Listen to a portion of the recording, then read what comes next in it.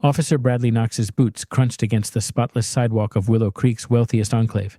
His eyes locked onto the black woman in a tailored suit and his face twisted with contempt. "What the fuck do you think you're doing here, girl?" Knox's voice sliced through the morning stillness like a whip. The woman turned slowly, her expression controlled, her tone measured. "Officer, I think you need to lower your voice." Knox lunged forward, seizing her wrist, twisting it harshly to examine the gleaming watch on her arm. "Is this Rolex stolen? You casing these houses? Answer me." He shoved her backward, the force jolting her against the nearest car. "Turn around. Hands behind your back. Officer, please." Her voice remained calm, but the metal hood pressed into her back. The black woman straightened as best she could, her tailored suit wrinkling under the pressure. Her words were even almost quiet. "I live in this house." Knox let out a cruel laugh. "Sure you do, and I'm Barack Obama. Have you ever witnessed such raw humiliation, hatred delivered without hesitation, directed at someone simply for existing? 9:47 a.m., 13 minutes until the call." Dr. Maya Robinson felt the cold steel of her BMW's hood pressing against her chest. 18 years of federal service, and here she was treated like a criminal on the property she owned. ID. Now. Knox's breath reeked of stale coffee and arrogance. Maya moved deliberately, every motion calculated. Any sudden gesture could mean escalation. Slowly, her hand slipped into her jacket. She pulled free a slim Italian leather wallet, a gift from her mother after her last promotion. Knox snatched it from her hand, flipping through it as if searching for contraband. "Maya Robinson," he sneered, pronouncing each syllable with mockery. "What kind of name is that supposed to be? It's my name, officer." Her voice carried the weight of composure. Knox held up a gleaming Federal Credit Union Platinum card, examining it with suspicion. "Where'd you steal this from?" "This is government issued." Across the street, Mrs. Evelyn Brooks's live stream was already catching fire. Knox's voice grew harsher, the suspicion thick in every word. "You think flashing cards and shiny toys makes you belong here? Where'd you really get all this?" Maya's gaze stayed steady, her breathing slow, her hands visible at her sides. "I told you, this is my home." Knox shoved her harder against the hood of the BMW, the metallic thud echoing through the quiet street. Her suit wrinkled under the force, the impact sharp against her ribs, but her expression refused to break. "Turn around, you don't belong here," Knox spat. "This car, this house, none of this is yours." Maya's tone was measured, each word precise, though anger trembled just beneath the surface. "I live in this house, Officer Knox. I have for years." Knox barked a laugh, dripping with contempt. "Yeah, and I suppose you're running the whole neighborhood too, huh? Don't insult me. People like you don't belong in Willow Creek." The morning air felt heavier, charged with humiliation and menace.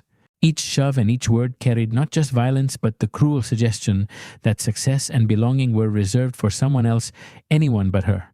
Dr. Maya Robinson, 18 years of federal service behind her, endured it in silence.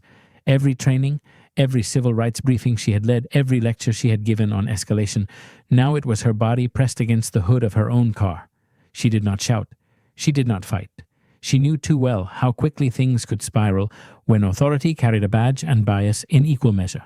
Across the street, Mrs. Evelyn Brooks whispered into her phone, the camera lens fixed on the scene unfolding in Maya's driveway.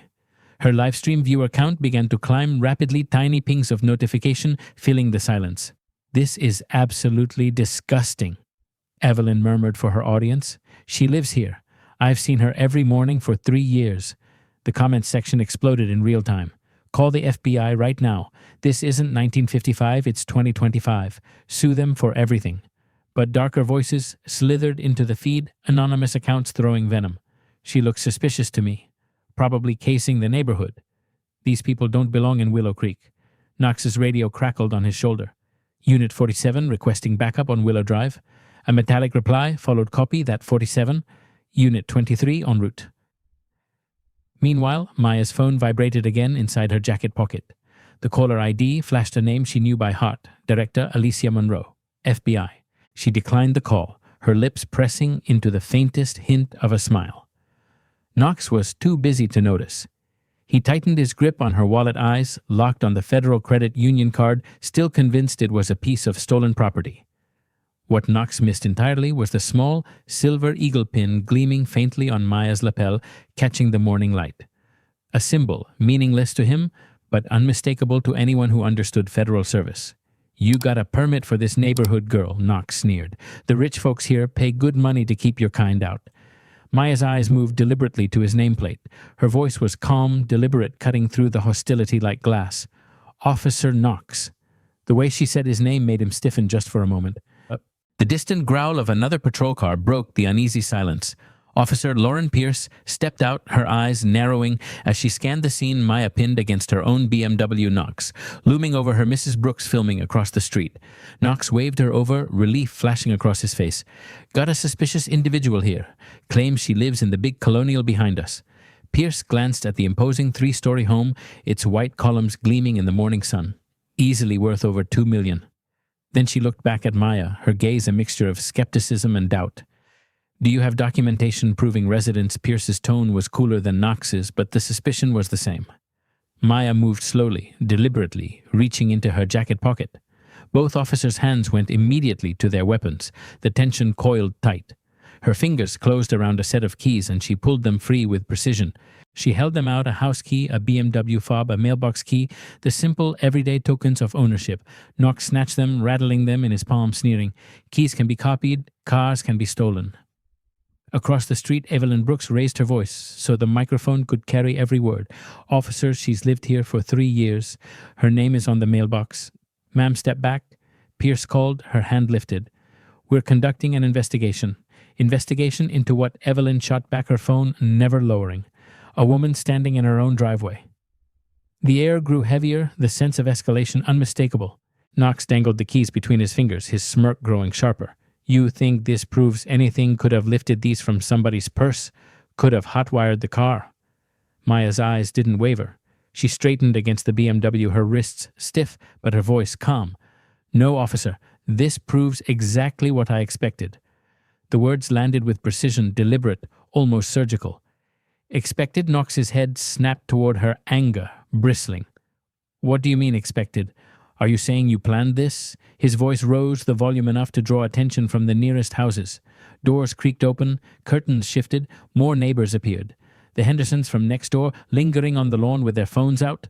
Mrs. Patterson paused her morning walk, her poodle tugging at the leash. The Wilson twins, jogging past, slowed to a halt. Some faces carried concern, others something colder, a satisfaction in seeing the scene play out just as they had always imagined it might. Knox took a step closer, his breath hot with fury. "You think this is some kind of joke, you mocking me, girl?" Maya didn't move. Her voice was even, but the words cut deeper than any resistance. "No, officer. I think this is exactly the moment I knew would come." The tension thickened. Every camera phone pointed at her, every eye waiting for what would happen next. The crowd parted as Patricia Langford, Willow Creek's HOA coordinator, strode onto the sidewalk in her pastel jogging outfit, the HOA badge clipped neatly to her waistband. She carried herself with the air of someone who believed her presence alone conferred authority. "Officers," she announced, her tone sharp and commanding, "we've had several break-ins lately. Better safe than sorry." Pierce gave her a nod of acknowledgement as if her words had weight. "See, the community has concerns about security." Maya's eyes shifted toward Patricia, her voice level but firm. "I've lived here since 2022. I've never once met with any HOA coordinator." Patricia's reply was cold-clipped, every syllable meant to sting. "That's because you don't belong here. Willow Creek has standards." Gasps rippled through the growing crowd. Evelyn Brooks's phone caught every second her livestream view, count surging past 2,000. In the comment feed, hashtags began to flood. George Esset, Justice for Maya. George Willow Creek profiling. George Esset bias in plain sight. The whispers grew louder among the neighbors. Some looked unsettled, others emboldened, as though Patricia had spoken the thought they had been holding back all along. Maya remained silent, her jaw tight, but her posture unbroken. She had been called many things before. She knew what this moment meant and what it revealed. The livestream was no longer a quiet trickle of viewers. Evelyn Brooks's phone buzzed with constant notifications, the counter leaping into the thousands. Comment after comment scrolled so quickly they blurred. "This is profiling plain and simple.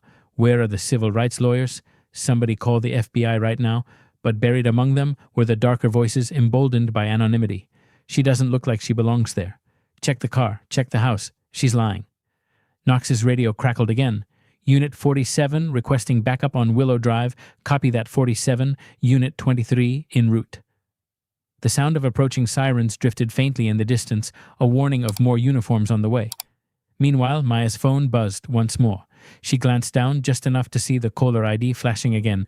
Director Alicia Monroe, FBI. This time she let it ring out before pressing decline, a calm smile flickering across her lips. Knox caught the expression, his anger sharpening. "What's so funny, girl? You think this is a game? You think you can mock me?" Maya's voice was quiet but clear. "No, officer. I think this is exactly what I expected." Her words struck him like a challenge, and he leaned in closer, his face tightening. "Expected? Are you saying you set this up?" Behind him, neighbors edged nearer. The Hendersons whispered among themselves, their phones now raised to record. Mrs. Patterson stood frozen poodle, barking nervously at her feet. The Wilson twins had stopped jogging entirely, watching intently. Every set of eyes, every camera lens, every whisper in the crowd began to build the weight of the moment. The story was already bigger than Knox realized. Knox stepped closer, his hand brushing against the taser strapped to his belt. His voice rose so the crowd could hear every word. "You know what I think? We need to take a ride downtown. Let the detectives sort this out." Maya turned her head slightly, meeting his eyes with a calm that unsettled him more than resistance ever could. "On what charge?" Officer Knox sneered, his voice dripping with false authority. "Trespassing? Public disturbance? Failure to comply with lawful orders. Take your pick." Her tone didn't change. "Officer Knox, I strongly recommend you wait." He barked a laugh. "Wait for what, smart girl? You think someone's coming to save you?" The faint wail of another siren carried through the neighborhood. Heads turned toward the sound of a third patrol car drawing near. Across the street, Evelyn Brooks's live stream captured every second. The viewer count soared past 5,000. Comments flew so fast they blurred, "This is illegal." She's literally in her own driveway. Brooklyn, Chicago, LA, same story everywhere. "Stay calm, sister. Cameras rolling. The world is watching." Maya's phone buzzed again. She didn't reach for it this time. The screen lit up in Knox's peripheral vision. Director Alicia Monroe, FBI. The smile returned, faint but deliberate. Knox's jaw tightened, fury sparking at the sight of her composure. "You think this is funny?" he spat. "No, officer," Maya replied evenly. "I think this is exactly how I knew it would happen." The tension was a wire pulled taut, ready to snap. And in the distance, the third patrol car was almost there. The new patrol car screeched to a stop at the curb. Knox didn't wait for backup this time. His decision was made. The sharp click of handcuffs echoed across Willow Creek as he yanked Maya's wrists behind her back. Cold steel bit into her skin, cutting against the sleeves of her suit. "You have the right to remain silent." Knox began, his voice thick with smug satisfaction. He pressed her harder against the patrol car, the fabric of her blazer scraping against the rough surface. "Officer Knox." Her voice cut through his words with startling precision. Calm, steady, undeniable. He faltered, irritation flashing across his face. "What did you say?" Maya's head turned just enough to catch his eye. Her tone was deliberate, each word carved into the silence. "Your badge number, 4471. I want you to remember it."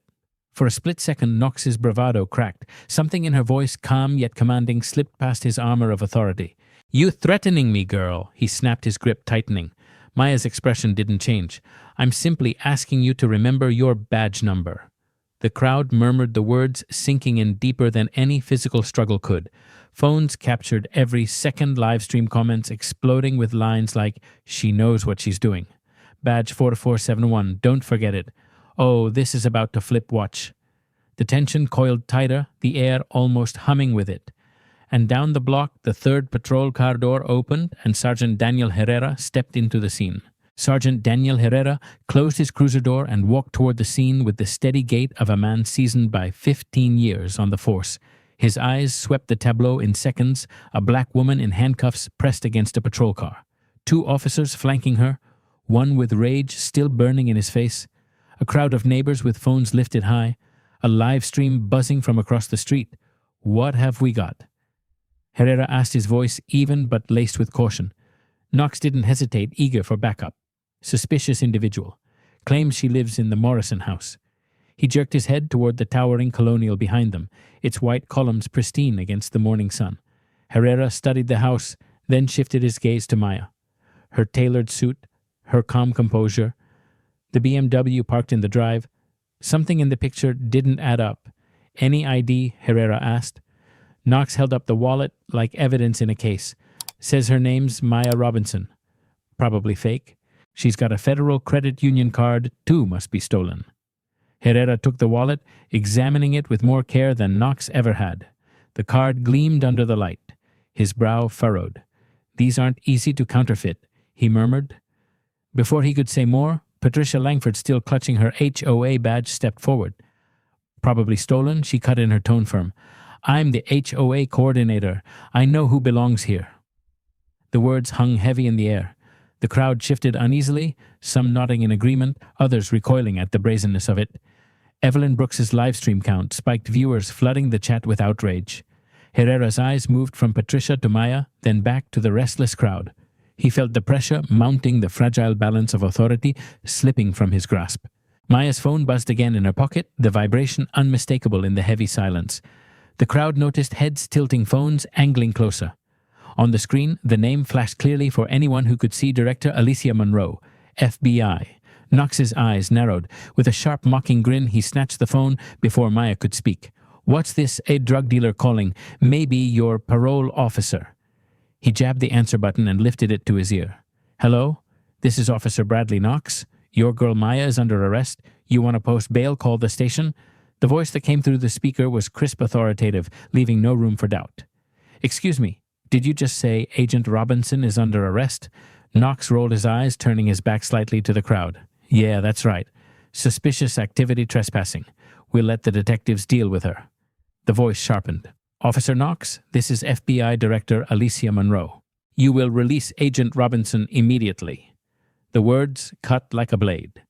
A ripple of shock moved through the crowd. Sergeant Herrera froze mid-step. Officer Pierce's eyes widened. Even Patricia faltered. Knox barked a harsh laugh, trying to shake off the sudden weight pressing down on him. Yeah, right. And I'm the president. Nice try. Herrera moved closer, alarm written across his face. Knox, hang up. Now. But Knox wasn't listening. His grip tightened on the phone. His bravado was louder than his caution. Listen here. Whoever you think you are, this is my call. She's going downtown. The line went dead. The silence that followed was deafening. The live stream viewers surged past 8,000. Comments poured in faster than anyone could read. Did he just hang up on the FBI director? Oh, it's over for him. Remember his badge number? 4471. Maya's head tilted ever so slightly, her calm demeanor unshaken. The storm was building, and she knew exactly what was coming. The silence that followed Knox's defiance was thick enough to choke on. Even the neighbors, once murmuring and filming now, stood frozen. The weight of what had just happened pressed down on everyone. The officer had mocked and dismissed the voice of the FBI director herself. Evelyn Brooks's livestream count leapt past 15,000. The comments poured in so quickly they blurred across her screen. He hung up on the FBI director. It's over. Badge 4471. Remember it. Livestream this to every outlet now. 3 news vans were already on their way, their logos visible in the distance, rumbling down Willow Drive. Maya stood perfectly still, her back against the patrol car, wrists still in cuffs. But her eyes flicked toward her watch. The small, encrypted display blinked once, twice, a quiet confirmation that the call had triggered the next stage. She raised her head slightly, her voice calm but sharp enough to slice through the tense air.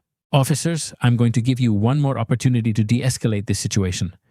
Knox whipped around, fury flaring in his eyes. Shut up, he snapped. But the edge in his voice was gone, his confidence slipping. Patricia Langford stepped forward again, her badge glinting in the sun. I don't care who she thinks she is. This is Willow Creek. We have rules here. From across the street, Evelyn fired back, her voice carrying, This isn't a gated community, Patricia, and she pays more in property taxes than you do. The crowd erupted in murmurs, some supportive, others defensive. Phones shifted angles, capturing every face, every word. Sergeant Herrera's pulse hammered in his ears. 15 years on the job told him this was spiraling out of control.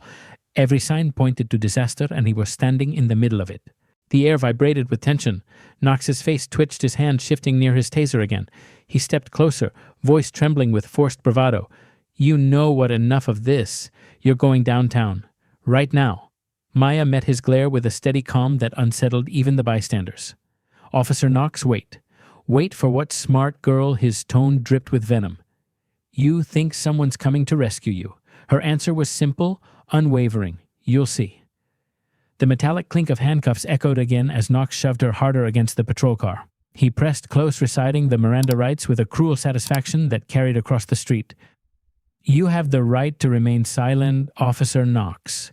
Maya's voice cut through his words like a scalpel. "Badge number 4471. I told you to remember it." The crowd went silent. The live stream comments froze for half a second, then exploded. "She's calling his badge out. 4471, write it down. Oh, it's about to flip." Knox's jaw clenched, anger masking the flicker of unease in his eyes. "You threatening me?" he barked. "No," Maya said evenly, her wrists tight in the cuffs. "I'm reminding you." At that moment, the low rumble of engines carried down Willow Drive. 3 black SUVs rolled into view, cutting through the quiet suburb like predators through still water. Their tinted windows and federal plates silenced the crowd more effectively than any order could. Knox froze, the color draining from his face. Pierce's eyes widened. Herrera muttered something under his breath that sounded almost like a prayer.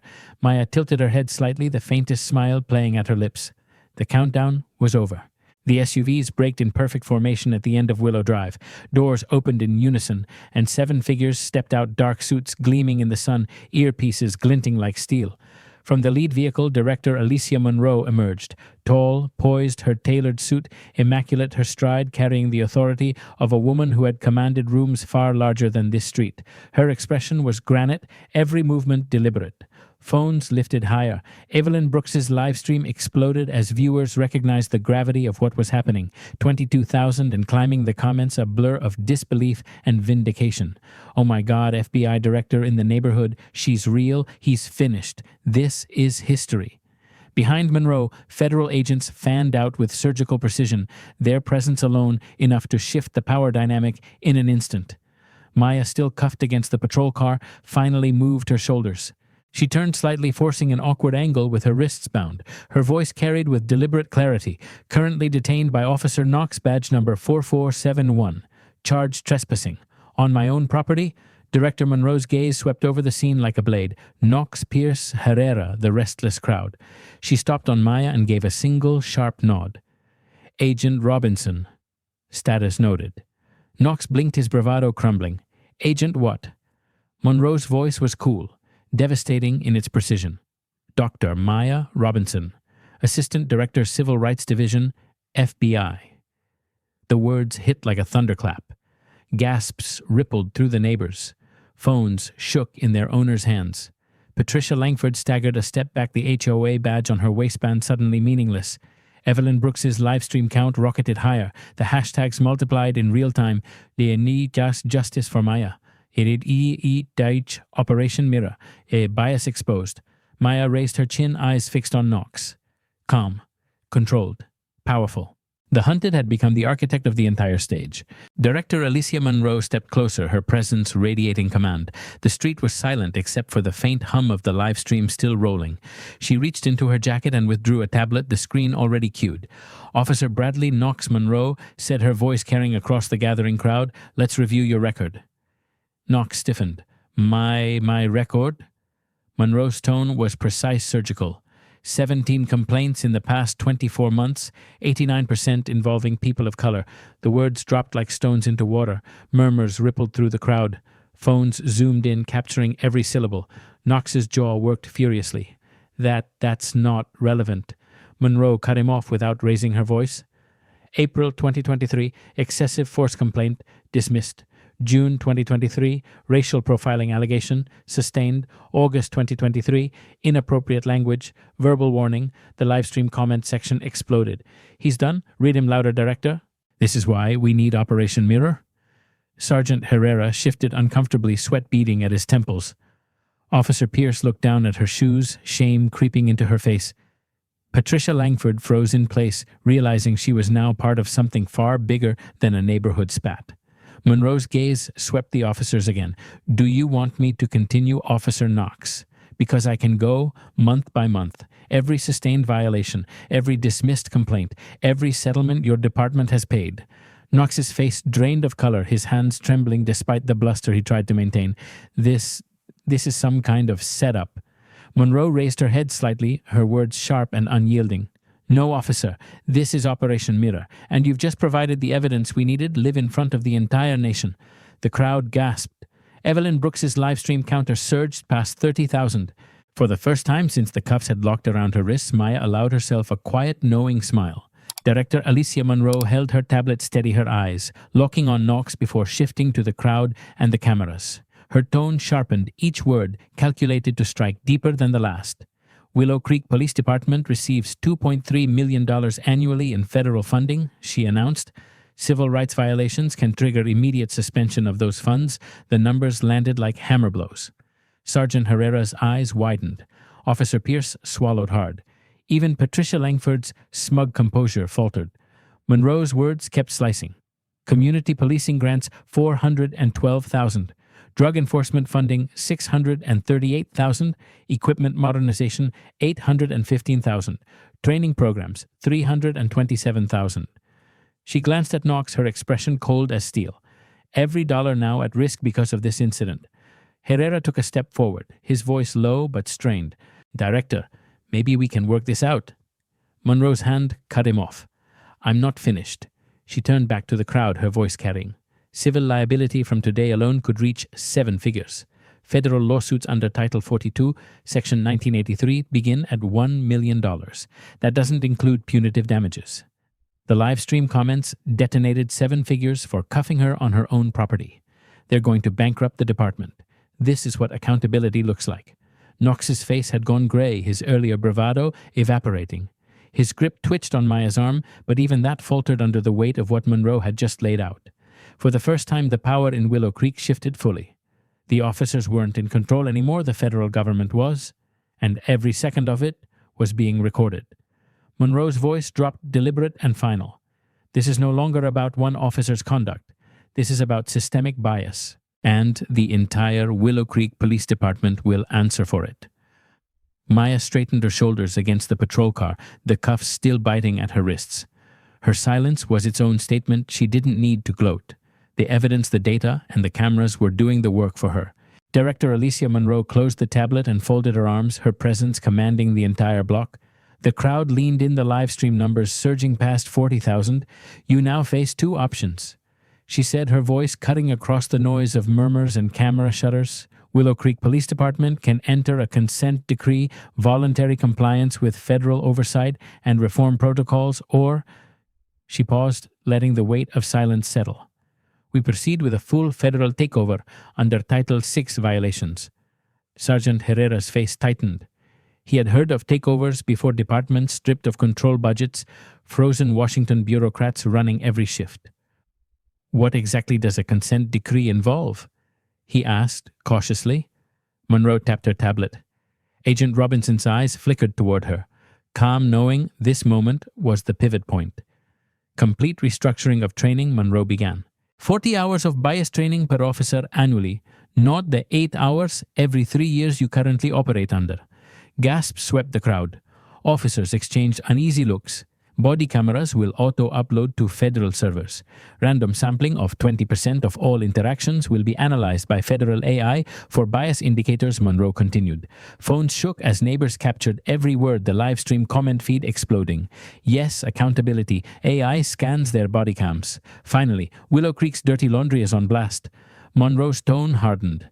An external oversight board will be established. 7 community representatives, monthly public meetings, quarterly compliance reviews, 0 tolerance for substantiated discrimination complaints. Knox's face drained completely, as if the words "zero tolerance" had torn away his last defense. The crowd murmured louder, some with relief, others with shock. For the first time, it was clear this wasn't just about one incident. The system itself was being rewritten right here in Willow Creek. Director Alicia Monroe turned from the broad reforms to the individual still standing in front of her. The cameras zoomed in, catching every flicker of expression. Now she said, "Let's address accountability on a personal level." Her eyes locked onto Officer Bradley Knox. Effective immediately, you are suspended without pay. Minimum 6 months. You will complete 200 hours of bias training and 100 hours of community service in predominantly black neighborhoods. The words landed like a gavel strike. Knox's mouth opened, but no sound came. The crowd buzzed with murmurs, phones capturing his pale face. The live stream comments erupted poetic justice. Send him to the community he disrespected. Han Badge 447-1 suspended. Monroe shifted her gaze to Officer Lauren Pierce. Formal reprimand. You will undergo 40 hours of supplemental training within 90 days. Failure to complete it will result in termination. Pierce's shoulders slumped. She gave a small, stiff nod, her face flushed with shame. Then Monroe faced Sergeant Daniel Herrera. You failed to intervene. Leadership requires more than observation. You will attend federal leadership training on bias recognition and intervention protocols. Herrera swallowed, nodding heavily, the weight of complicity settling on his shoulders. Finally, Monroe's eyes cut toward Patricia Langford, the HOA coordinator who still clutched her badge as if it might shield her. Miss Langford, you declared Agent Robinson didn't belong here. That statement is now part of the federal record. Your HOA board will receive direct federal guidance on fair housing compliance. Patricia's face went chalk white. She tried to speak, but Monroe's attention had already shifted back to the gathered officers. This is not just punishment, Monroe said, her voice firm and resonant. It is correction. Each of you will face the consequences of your actions, and each of you will serve as the example of how accountability begins. Maya stood taller, the cuffs still biting into her wrists, her silence a powerful reminder she hadn't needed to raise her voice once. The system itself was delivering the reckoning.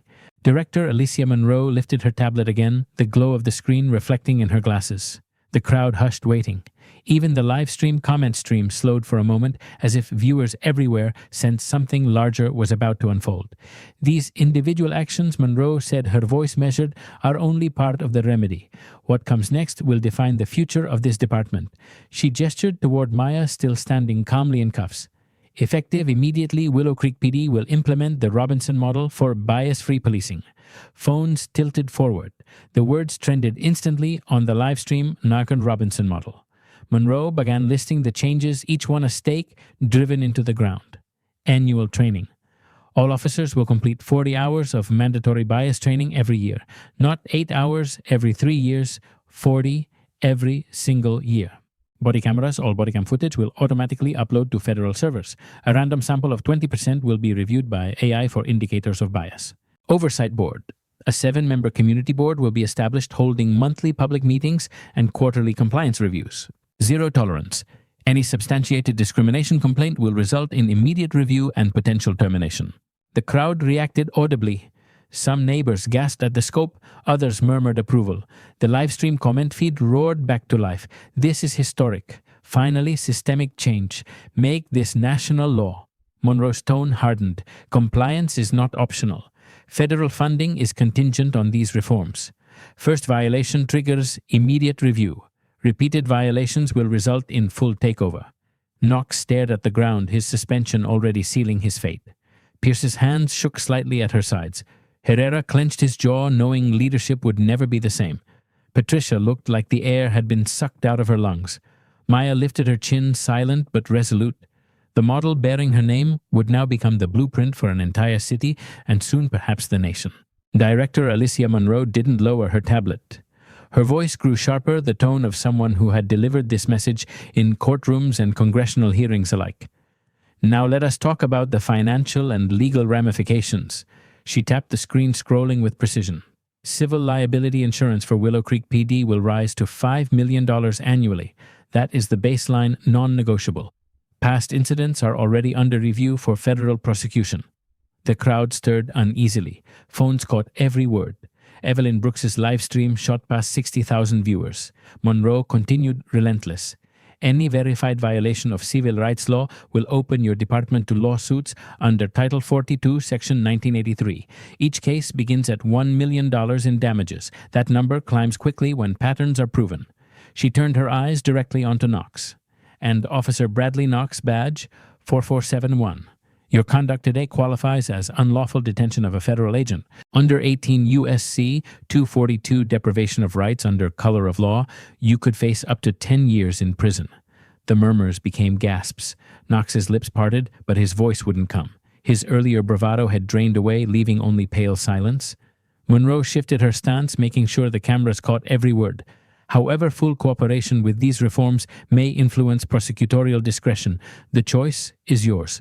The livestream comments flared with fire. 10 years. Lock him up. She just dropped the statute number on him. This is accountability in real time. Maya's head turned slowly, her eyes finding Knox's. Her wrists still bore the cuffs, but her voice was steady as iron. "I told you to remember your badge number. Now the whole nation will." Herrera's chest tightened. He had seen plenty of scenes spiral, but never one this precise, this deliberate. He realized too late every step had been documented, every choice recorded, and there would be no walking it back. Director Alicia Monroe lowered the tablet at last, her voice shifting from punitive precision to a broader, steadier tone. "Accountability is not just about punishment," she said. "It is also about healing." She gestured across the street toward Evelyn Brooks, still holding her phone, livestream, broadcasting to tens of thousands. "Mrs. Brooks, your documentation made this accountability possible. Effective immediately, you will serve on Willow Creek's new Civilian Oversight Board." The crowd broke into murmurs. Evelyn's hand shook, her eyes wide, tears threatening at the edges. She steadied her phone and whispered into the microphone, "Justice is happening, right here, right now." Monroe continued, her voice carrying over the street. "There will be monthly town halls between officers and residents. Restorative justice programs will address past incidents. Federal mediators will facilitate sessions to rebuild trust where it has been broken." Neighbors shifted uncomfortably, some nodding, others still skeptical, but the cameras captured everything, and the live stream comments were relentless. "Yes, community power. Give her a seat at the table. This is how you heal and hold accountable." Monroe turned back to the officers. "These changes are not optional. They are permanent." For the first time, Maya spoke directly to the neighbors, her voice firm, unwavering. "Every injustice documented is a step toward justice. Today proves that silence allows nothing but evidence, changes everything." The applause that broke out was scattered, at first hesitant, but it grew rolling through the crowd until even the Wilson twins lowered their phones to clap. Willow Creek was no longer just a quiet suburban enclave. It had become the stage for reform broadcast live across the nation. 6 months later, Willow Creek looked the same on the surface-trimmed lawns, white columns, quiet streets, but the numbers told a story of transformation. Racial profiling incidents had dropped 78%. Bias-related complaints were down 84%.